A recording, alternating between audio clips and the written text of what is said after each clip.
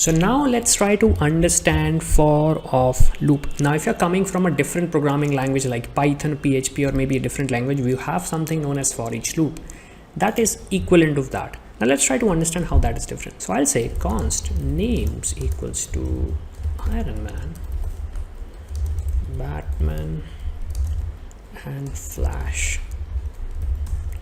And like obviously if now I have to loop through, so what I will do, I'll say for let I equals to 0, I is less than names dot length I plus plus, and I'll say console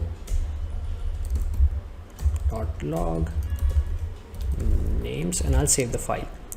Now you can see, okay, sorry, not names, names of I.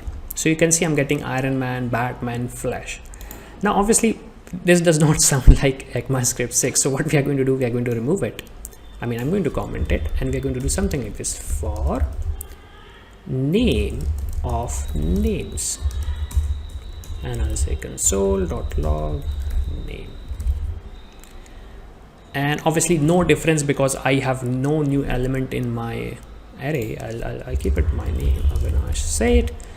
And you can see the difference is not that big. But yes, this is what the loop is. So you can see we have the keyword of for name. So this is an individual I would say item of that. So I'll say for name of names. So names is always a plural, and this is obviously an array here. So for name of names, and again whatever I want to do with that. So this is what for of loop is.